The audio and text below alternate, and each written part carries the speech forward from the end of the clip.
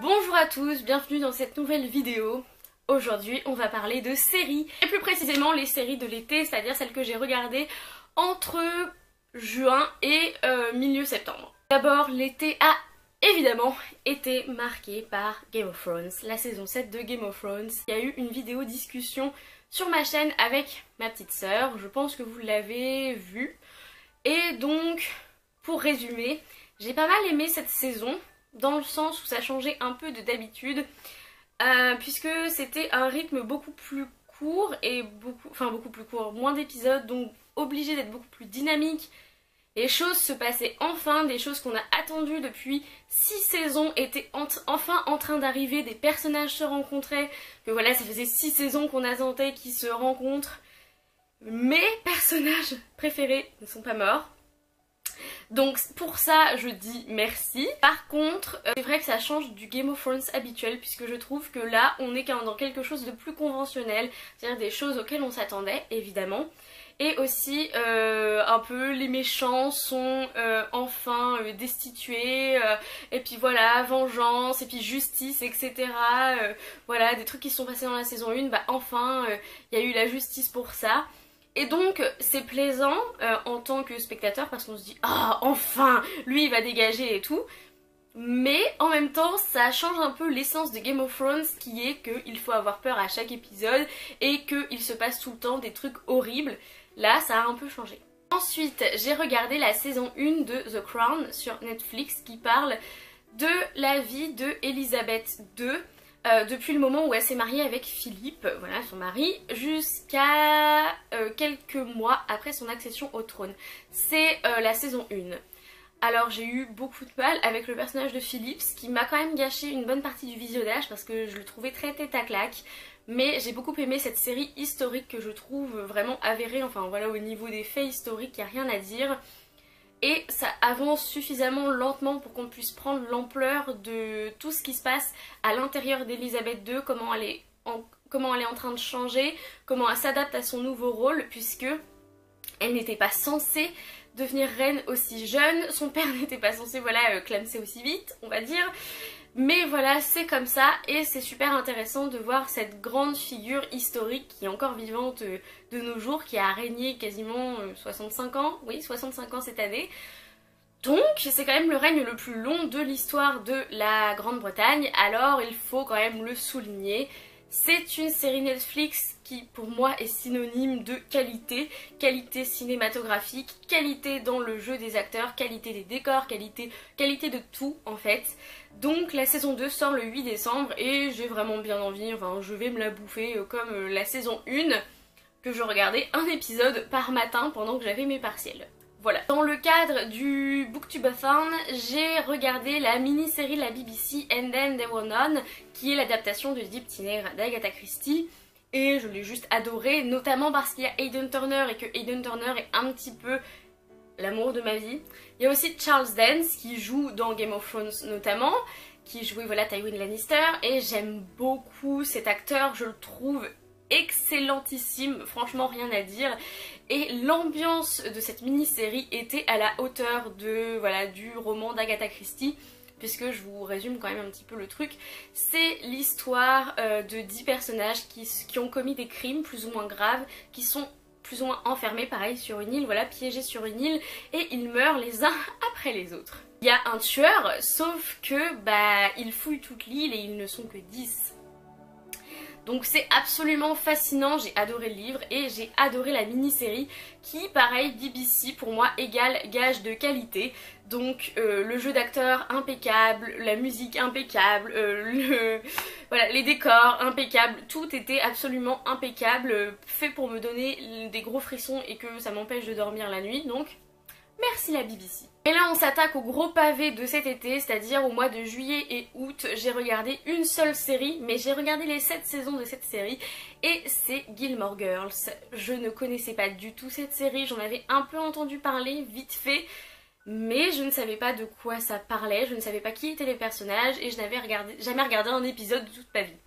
Et alors je l'ai mis complètement au hasard et je suis devenue accro à cette série, si bien que j'ai regardé les 7 saisons et que j'ai regardé la saison la saison annexe, là, A Year in the Life of Gilmore Girls. Les personnages sont juste géniaux, voilà, j'ai adoré Luke, j'ai adoré Lorelai, j'aurais dû adorer Rory, mais au fur et à mesure, elle s'est un peu éloignée de... Voilà, je sais pas, je l'aimais moins. Alors que Lorelai est restée un de mes personnages préférés, Luke aussi. J'ai adoré beaucoup de personnages et j'ai bien aimé la profondeur des relations qu'il y avait entre eux. Je trouve que c'est vraiment ce qui est important dans la série. C'est les relations surtout entre les femmes. Voilà, les femmes de la famille, Emily, Lorelai et Rory. C'est vraiment le cœur de la série. Et c'est pour ça que j'ai adoré les 3 premières saisons. Et que les 4 dernières saisons ont été pour moi pas une déception, mais oui un peu, parce que j'avais du mal par moments à retrouver ce qui faisait l'essence de la série pour moi. J'avais du mal à m'adapter, notamment la 4e saison où je trouve qu'il ne se passe rien. Et j'avais du mal à aimer le nouvel love interest de Rory qui est Logan, parce que lui franchement... Non, voilà, je suis Team Jess. Je suis Team Jess et ensuite à la limite Team Dean. Parce que quand même c'est Sam Winchester et que des fois ça me donnait un petit peu des petits tués, mais voilà, Team Jess de base. A Year in a Life, j'ai vraiment moyennement aimé. J'ai trouvé que Rory était vraiment très out of character. J'ai trouvé que Lorelai aussi un peu. J'ai vraiment eu du mal. Il y a des choses qui étaient pour moi l'essence de la série que j'ai pas retrouvées. Donc c'est vraiment la série doudou, la série feel good, la série qui fait du bien, voilà, où tu rigoles. Et bon, il y a eu pour moi quand même des petits impairs, voire des gros impairs, qui font que c'est pas non plus une de mes séries préférées de tous les temps, alors que pour les 3 premières saisons, franchement, je me disais waouh, j'ai découvert une de mes nouvelles séries préférées. Et bon, bah... Voilà. J'ai essayé de regarder Friends from College, qui est une série sur Netflix qui parle d'amis qui étaient à la fac ensemble et qui se retrouvent à nouveau genre 15 ans plus tard dans la même ville et donc qui essayent de retraîner ensemble, mais il y a des histoires de cul. Voilà, donc certains trompent leurs compagnons avec d'autres amis qu'ils avaient à la fac. J'ai regardé les 2 premiers épisodes et ça m'a vraiment pas emballé, c'est-à-dire que c'était pas mauvais mais j'avais pas envie de continuer la série, donc voilà, c'est mon avis sur les 2 premiers épisodes de Friends from College. Je vous parle très brièvement de la première saison de Paul Dark que je regarde en visionnage commun avec Marion du blog et de la chaîne Entre les lignes, puisqu'on se dit les lectures communes ça existe, pourquoi pas faire des visionnages communs de séries. Donc on regardait à peu près 2 épisodes par semaine. Voilà, puisqu'il y a 8 épisodes par saison de Paul Dark qui dure 1 heure. Et Paul Dark, c'est l'histoire de Ross Paul Dark qui revient de la guerre aux États-Unis. Donc on est au 18e, 19e siècle. Ouais, 18e je dirais. Et il trouve sa maison en ruine, etc. Il est complètement fauché, son père est mort. Et la femme qu'il voulait épouser se marie avec son cousin, qui s'appelle Francis, qui est un gros teubé. Et donc il décide de, je sais pas, de vivre sa vie et de faire fi des convenances et d'ouvrir sa mine et d'épouser sa servante, ce genre de choses. Alors du coup, bonne grosse série historique que j'avais envie de voir puisque le personnage principal de Ross Paul Dark est joué par Aidan Turner, j'en ai déjà parlé dans cette vidéo, mais je dois dire que la saison 1 de Paul Dark m'a moyennement convaincue, c'est-à-dire que vu que la plupart des personnages principaux sont vraiment pas attachants et sont même carrément désagréables. Bon voilà, Ross Paul Dark en fait ça le fait pas quoi. Ça le fait pas avec moi et pourtant c'est Aidan Turner, mais du coup c'est compliqué quand tu es presque à détester le personnage principal parce que c'est vraiment genre le mec, il se permet de se sentir supérieur aux autres en disant mais non je suis comme vous, c'est un noble, mais en fait il essaye de vivre comme un paysan sauf qu'il utilise ses privilèges pour faire des choses, enfin bon il est pas très cohérent dans sa vie le pauvre garçon. Mais puisque je le regarde avec Marion, c'est une des raisons pour lesquelles on va continuer Paul Dark. La série du mois de septembre, ça a été Fringe. C'est une série produite par J.J. Abrams, donc c'est aussi un peu gage de qualité. Et c'est l'histoire d'Olivia, qui est un agent du FBI, qui se retrouve face à un phénomène paranormal. Elle est obligée de sortir de l'asile un ancien savant, qui a été interné depuis 17 ans, qui s'appelle Walter Bishop. Et avec cet ancien savant fou et son fils et elle et 2 ou 3 autres personnages phares de la série, ils vont mener des enquêtes dans la section secrète du FBI qui s'appelle la section Fringe. où ils enquêtent sur les phénomènes paranormaux ou le terrorisme biologique, etc.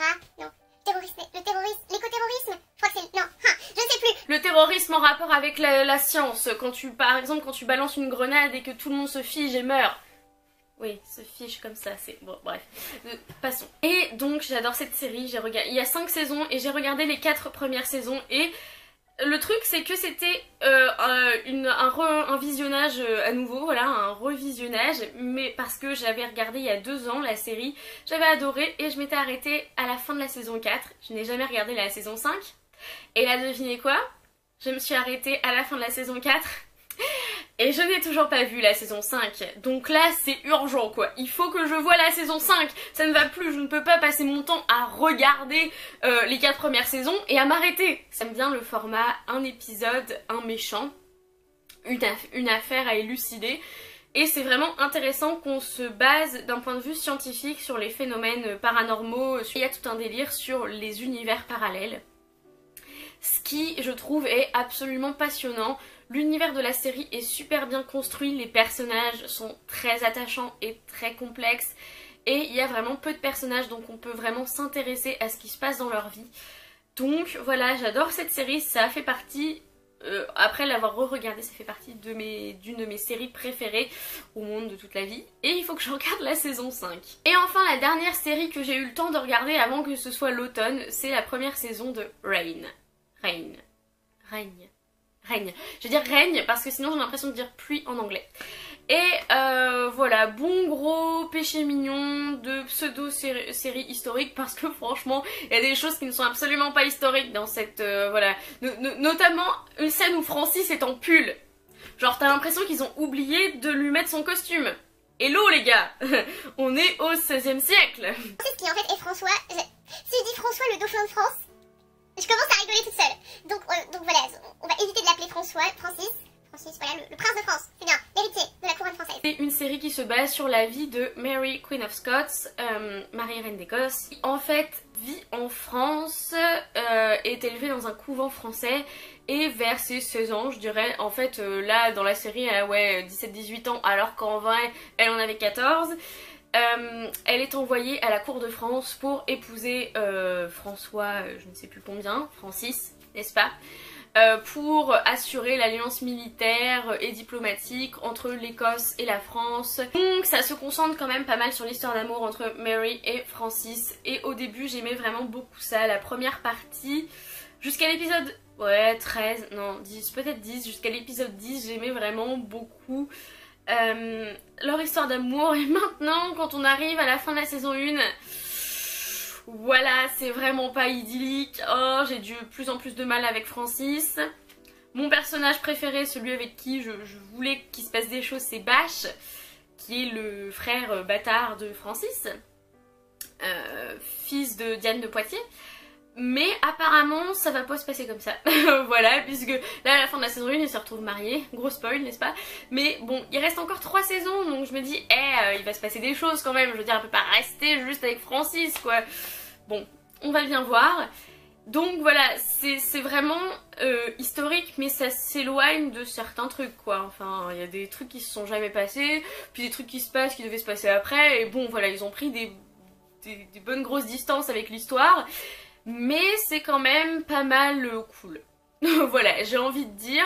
Là, la première saison, j'ai trouvé que Marie était un peu dans l'ombre, qu'elle peinait à se mettre en avant parce qu'elle est reine quand même. L'autre, c'est juste un prince. Enfin voilà, oui, c'est sûr, il va devenir roi quand son père il va clamser. Mais l'autre, elle est déjà reine. Donc occupez-vous de l'Écosse. Voilà, occupez-vous de l'Écosse. Je pense que je vais continuer les updates de séries par rapport aux saisons. Voilà, à 2-3 mois.